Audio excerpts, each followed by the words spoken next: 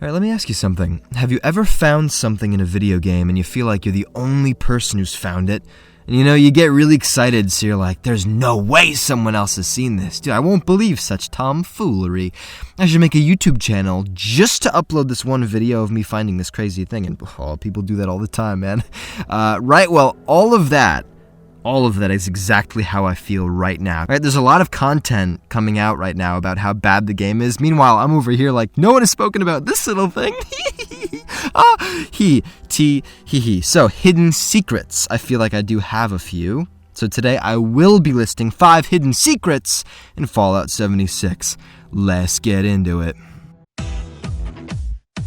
Starting off with number 5, we have some hidden treasure, and not your average treasure either. It's a little bit heftier than that.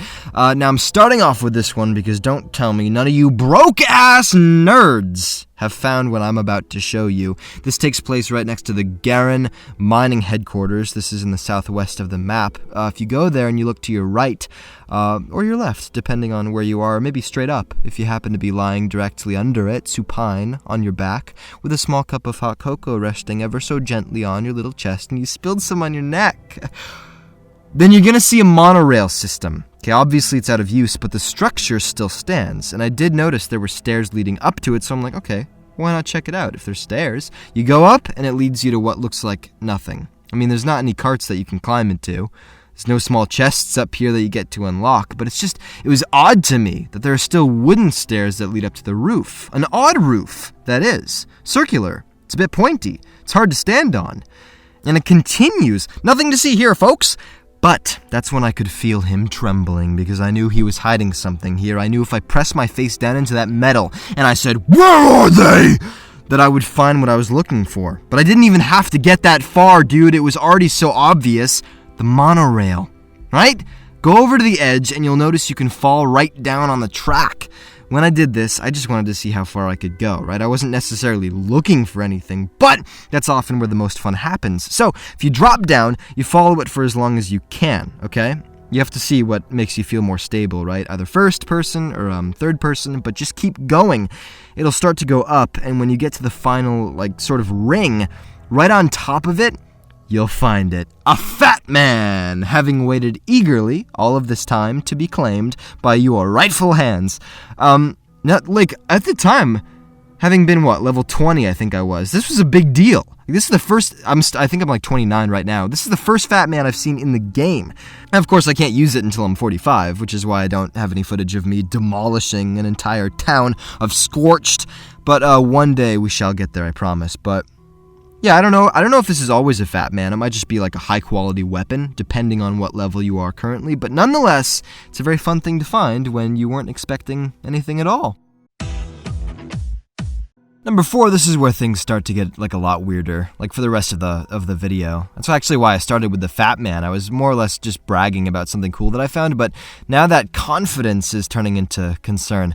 This next one can be found in the hills to the northeast of the National Isolated Radio Array. This is actually really difficult to find because, let's say you're moving from down to up. So south to north, you aren't able to access the level of rocks that this is found. So it's only if you're moving sort of downhill from north to south that you might stumble on this. So it's hard to find, but nestled up in the rocks, there seems to be a type of shrine.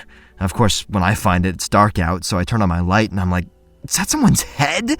Then you get closer to it and you realize, no, it's a scary pumpkin that's been fastened into a scarecrow, and then you look, this whole thing is a shrine of explosives. The scarecrow itself holds the detonator, unfearful of death, surrounding its feet with crates of soon-to-be fire, so Molotov cocktails, frag mines, and pulse mines. And judging from its face, it wants this. It's practically begging for this. Well, better do what it wants, so you start rummaging through the crates with the little crazy fingers that you've got. While doing this, it's hard not to think about how sketchy this is, though. Who would be so compelled to come out here and build something like this, creepy as it is? I mean, I've seen some Halloween-inspired houses around Appalachia, but I don't think this is related. I mean, there isn't exactly a marketing campaign that says, like what you see? Continue the horror at so-and-so address. Starting at 8:30, an invitation to immolation. So you finish grabbing everything, and you've already set up the mines at this point. You take a few feet back, you light one of those suckers, and you throw it right in the middle. The entire thing erupts, big flames, and those flames are good too, man. You can really feel them on this cold Virginia night. You get a bit closer to really take it in because it feels good, and it's no surprise that the shrine itself was unaffected. Now that smile already told you that it was immune to all this stuff. It's all about the fun at this point. Good thing, too, that one of the mines wasn't destroyed, so you have another go. You're throwing cocktails at it, and you can feel your leather at this point sticking to your shirt. The mine doesn't want to go either, so you shoot at it for one big finale. Man, you've made so much smoke that it can be seen from a couple miles away, but you don't care. Let them come, whoever you've attracted. You couldn't care less.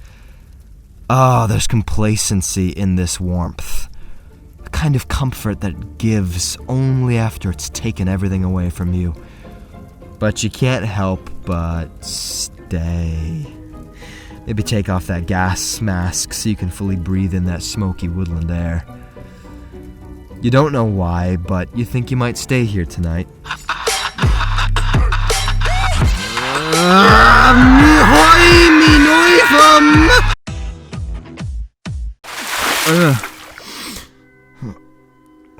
Oh, God, my ear. Dude, it's in my ear now.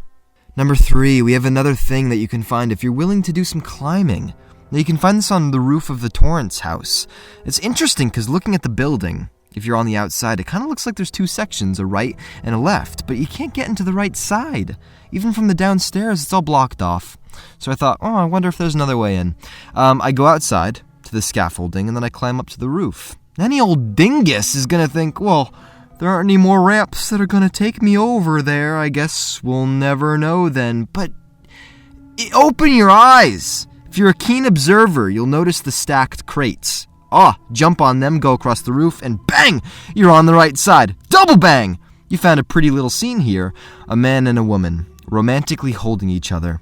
Their love commemorated by a happy teddy bear, Comrade Chubbs, right beside them. This is a beautiful scene. It kind of looks like they just got married. It's a little hard to tell because the woman's dress doesn't exactly look like a wedding dress. But then again, hard to tell she was a woman without all the flesh. Alright? Skeletons. Anyway, they're probably married, so after the ceremony, they came up here to relax and watch the sunset roll over those West Virginia hills. Okay, bombs drop, they die right there. Honeymoon canceled. Now, as you can see, Comrade Chubbs still holds a lighter waiting to light a candle that would have added a nice flavor to the night. He even got them flowers to show his admiration for this holy bond that had been created. But it's all for naught. You know, I was thinking about taking them down and burying them somewhere because in the wise words of Kanye West, if we die in each other's arms, still get laid in that afterlife. Number 2, we've got something freaky. I don't really know how to feel about it. Well, let me start with this. It's a house, and you can find it along the road to the north of Camden Park. There's a doll in the fridge, and a cockroach through the hat and cane on the toilet, and a Mr. Handy defying the laws of physics on the kitchen floor. The hell is going on here? Sorry, sorry, let's break this down because clearly, whoever lived here was disturbed and needs help, man. I always say, you want to fight depression, then be useful. Take on responsibility that makes you serviceable and gives you purpose in life. This is just pathological, man, and is only gonna get worse unless you stop it. Okay, so there's the head of a doll in the refrigerator. Now, I hate almost everything about babies. Like, I hate babies. And baby food. You combine the two of them and you've got the pure essence of disgust. Next, you get a handy on the floor. I'm going to rephrase that. There's a handy on the floor. He's dead, but his rocket is still going off, and it's frozen in time. For a second, I thought I entered a whole new dimension. But in the other room, the ceiling fan is still moving. So it's just this handy that seems to be confused by its own existence. And I'm pretty sure there was a moment, I swear, I saw the jet stream moving, but it was so quick. I was like, is that just my mind playing tricks on me? This house is making me mad. I've got to fight it. I have to fight it. Opens bathroom door. Fancy cockroach is staring at you from the toilet. Nope, I am going mad, man. I'm embracing it. I don't precisely know what this means, but I really wish people wouldn't manhandle radroaches into these positions when disease and plague is a serious concern in this region. I mean, come on. Does it get more nihilistic? There's a world out here that is being terrorized by scorch beasts and daily events. How can you expect to clean that up if you can't clean up your own home? And the big cockroaches, gentrified as they may be. And I know what you're thinking, well, I'm scared of the scorch beasts, and that's why you have to face them. You may have to do it in small increments, but do it 50 times. Because by the 40th time, you'll notice that you're much more confident approaching them. It's something like, the scorch beast doesn't become less scary, you become stronger and more capable of overcoming your own anxiety. Clean up your house with all the weird stuff in it. You'll find more purpose in life. And number 1, we have the Deadliest Climb. I was actually going to make a video just on this place alone, called exactly that. It was going to be Fallout 76, the Deadliest Climb. I didn't, but I just think this place is really cool. It's called Tanagra Town, and it's basically stuffed way into the right of the map. I know this is a marked location, but honestly, this place alone really does feel like some kind of hidden secret. I do actually have something within this that is going to take the number 1 spot, but still, generally speaking, this is a really unique place off the beaten path. When you first get to it, you might not think much of it. It kind of just looks like a big bulb that's protruding from the ground. And you search the bottom of it, it's nothing special, but if you have a keen eye for climbing, as you know I do, well, there's a strand of, tree that connects the ground to this bulbous structure. It's very interesting, but you'll notice that among all the debris that's been sucked into this, weird growth, there seems to be a path that spirals all around. Certainly not a conventional path. You have to crawl up overturned buses and pipes and slabs of concrete, and then through more buses, and then roots and branches, and then up against slim faces of a cliff that, if you fall, there is no question you will die. It's a freaky climb, but it is, without a doubt, it's the best location I've explored in all of Appalachia, and I genuinely mean that. It's a really, really cool place, but you'll get to a point where the path takes you into the center of this, let's say, earthen tower, and it's a little annoying because there's a bunch of mutated crickets that you have to take out, and it's not like they're not annoying. They will gang up on you if you go in too far, so you have to be careful just how far you're willing to bait them. But eventually, you kill them all, and it's in here that the secret lies, with its eyes closed. What is this? A face protruding from the soil. It's big, it has masculine features, and it seems to be made out of metal. What exactly does it signify? Not a clue. Looking at it, I'm evoked by some kind of architecture that I feel like I have seen in another part of Appalachia, or maybe even back in the Commonwealth. Like, was it outside the Institute? Or maybe it was a decoration on the outside of a hospital or some type of building or something. I can't entirely place it, but yes, for some reason, it does evoke familiarity. I mean, I suppose there are endless interpretations. Could it be a hint to the old man of the mountain? I used to live in New Hampshire, which is why I know a lot about this, but in the White Mountains in New Hampshire, there was a famous rock formation called the Old Man of the Mountain, and it was formed purely by nature. It's basically become the state symbol, which, you're often going to see paired with the words, live free or die. Yes! I love that, but unfortunately in 2003 it collapsed, which, broke many a cold New Englander's heart, including my own, but that's beside the point. This could be a reference to that. I seriously doubt it. I basically just wanted to prove to you that I know something. But who knows, it could be. Could also be foreshadowing. Someone who seems to be stuck in this place. Because if you continue the climb all the way to the very top, you're going to find a little town with a couple houses, and in one of them is the body of a settler. She actually managed to get up here before any of us, and you can find a note that details how she felt about it. Pretty damn excited. She feels like a king up here. Who can touch her now? She's far away from all the danger. But as we know, it still didn't end well. It's not entirely clear how she died.